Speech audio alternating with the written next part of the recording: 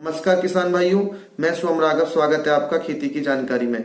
तो आज हम बात करेंगे किसान मित्र फफूंद के बारे में, जिसे आप लोग माइकोराइजा के नाम से जानते हैं। होता क्या है कि हमारी मिट्टी में पहले से ही बहुत सारे फफूंद पाए जाते हैं, जो हमारे पौधों के लिए कुछ लाभकारी होते हैं, कुछ पौधों को नुकसान पहुंचाते हैं, और कुछ फफूंद ऐसे भी होते हैं जो पौधों के साथ संबंध स्थापित करते हैं या उनकी जड़ों के साथ जुड़े रहते हैं। उन्हीं में से एक है माइकोराइजा।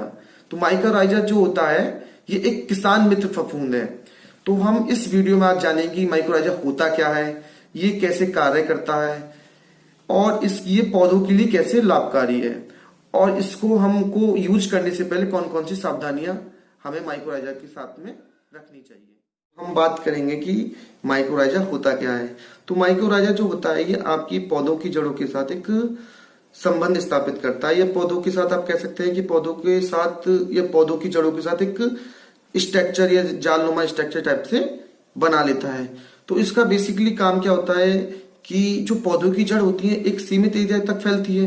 तो जहां तक पौधों की जड़ जाती है वहां तक तो ये माइक्रोन्यूट्रिएंट एब्जॉर्ब करके पौधों को पहुंचा देती हैं, पर जहां तक पौधों की जड़ नहीं पहुंच पाती है तो वहां क्या होता है, माइकोराइजा एक जालनुमा स्ट्रक्चर टाइप से तो बना ही लेता है। तो ये जहां तक जड़ नहीं जाती तो वहां से क्या करता है, ये माइकोराइजा पौधों को पोषक तत्व प्रदान कराता है, जिसमें बेसिकली क्या होता है, फास्फोरस।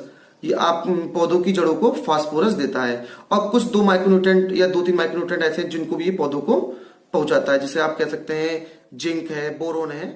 ये पौधों को माइकोराइजा जो होता है कुछ एंजाइम सीक्रेट करता है, जिससे क्या होता है, जो पौधों में हमारी जो कार्बन होती है वो पौधों को कार्बन जो है सॉल्युबल फॉर्म में पौधों को। अब हम बात करेंगे कि जो माइकोराइजा होता है ये हमारे पौधों को किस प्रकार से फायदा पहुंचाता है, या पौधों पे इसका क्या फर्क है। तो फर्स्ट ऑफ ऑल मैंने बताया था कि ये जो माइकोराइजा होता है ये माइक्रोन्यूट्रिएंट पौधों को उपलब्ध कराता है, जिसमें बेसिकली आपका क्या होता है, फास्फोरस, जिंक, बोरोन। तो जिस खेत में हमने माइकोराइजा का यूज कर चुके हैं तो उस खेत में हमें उतनी मात्रा में फास्फोरस देने की जरूरत नहीं पड़ती।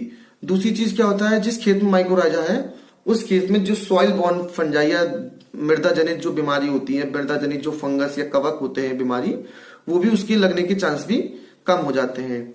और तीसरी चीज, जहां माइकोराइजा का यूज हुआ होगा तो जो होता क्या है, बेसिकली जहां पानी की कमी हो जाती है पौधों को, तो पौधों की जो पत्तियां होती हैं वो सूखने लगती हैं। पर जिस खेत में माइकोराइजा का स्प्रे या माइकोराइजा का एप्लीकेशन हुआ होगा उस खेत में पौधों की पत्तियां पानी की कमी से पौधों की पत्ती सूखेंगी नहीं। बात करेंगे कि माइकोराइजा का हमें किस प्रकार से खेत में यूज करते हैं, मतलब किस तरीके से हमें खेत में इसको डालना है। तो हम लोग बेसिकली क्या होता है, जब हम लोग जैसे यूज करते हैं तो इससे क्या होता है कि हमें माइकोराइजा को लाते हैं मार्केट से, तो हमें गोबर की खाद के साथ इसको मिक्स करके खेत में डालना चाहिए। गोबर के साथ खाद में अच्छे से इसको माइकोराइजा को मिक्स कर लें, और एक with in time of period होता है, तो मतलब एक समय होता है, इसके समय हमें माइकोराइजा उसमें गोबर में डालना है। उसके बाद वो 1 दिन के बाद वो तैयार होगी। तो होता क्या है कि जैसे हमें गोबर की खाद में डालने से पहले हमें चेक कर लेना चाहिए कि इसकी कितने % उसमें अंदर नमी है।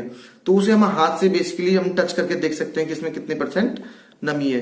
तो मैक्सिमम या मिनिमम हमें उसमें 50% नमी होनी चाहिए गोबर की खाद में, माइकोराइजा की खाद तैयार करने के लिए। और इसके 15 दिन बाद हमें इसकी पलटाई करते रहना चाहिए, और उसके बाद हम लोग क्या कहते हैं, इसका खेत में एप्लीकेशन करेंगे कि माइकोराइजा से बीज उपचार कैसे करते हैं, तो या उसके लिए डोज क्या होने चाहिए। तो 1 किलो सीड के लिए 5 ग्राम हमें माइकोराइजा की करेंगे कि माइकोराइजा का हम ऑर्चर्ड या बागवानी फसलों में किस प्रकार से यूज करते हैं। तो होता क्या है, हम माइकोराइजा का इसलिए यूज करते हैं ऑर्चर्ड में या बागवानी फसलों में उसकी ग्रोथ के लिए। जैसे बहुत से बागवानी होती है, जैसे आम की फसल और अमरूद। तो इनमें क्या होता है, जैसे 4 या 5 साल को जो पौधा होता है उनकी जड़ों के आसपास हम 100 ग्राम प्रति पेड़ के हिसाब से माइकोराइजा दे सकते हैं। तो इसके आपको देखने को मिलेगा उस पौधे की ग्रोथ जो है। अब हम बात करेंगे कि माइकोराइजा को यूज करते समय हमें कौन कौन सी सावधानियां बरतनी चाहिए, हमें कौन कौन सी चीजों का ध्यान रखना चाहिए। तो होता क्या है कि हम जब खेत में इसका एप्लीकेशन करते हैं, तो मैंने आपको बताया था कि खेत में एप्लीकेशन करने के लिए क्या करते हैं, हमें गोबर की खाद में इसको मिक्स करते हैं। तो हमें ये ध्यान रखना है कि जहां हम गोबर की खाद मतलब तैयार कर रहे हैं वो जगह जो है छायादार हो, ना कि ऐसी जगह जहां पर हमें सूर्य की किरणें पड़ रही हो। होगा क्या कि जहां सूर्य की किरणें अगर माइकोराइजा पर पड़ती हैं तो इसकी जो वाइबिलिटी जो होती है वो कम हो जाती है। जितना हमें इसका रिजल्ट मिलना होता है उतने % हमें इसको रिजल्ट नहीं मिलता, क्योंकि माइक्रोराइजा एक प्रकार से लिविंग ऑर्गेनिज्म तो है, तो सूर्य की किरणें पड़ने से जो होता है इसकी वायबिलिटी। इसी चीज जब हम खेत में माइक्रोराइजा का एप्लीकेशन कर रहे हो तो हमें ये याद रखना चाहिए कि वो जिस समय हम इसका एप्लीकेशन कर रहे हैं उस समय उसका मौसम क्या है, मतलब बहुत ज्यादा धूप ना निकली हो, तो ज्यादा धूप निकली होगी तो उससे उतने अच्छे रिजल्ट हमें नहीं मिलेंगे। तो मतलब ज्यादातर मतलब क्लाउडी वेदर हो या मतलब बादल टाइप से या थोड़ा मतलब धूप कम हो, उस समय हमें माइक्रोराइजा का एप्लीकेशन करना चाहिए।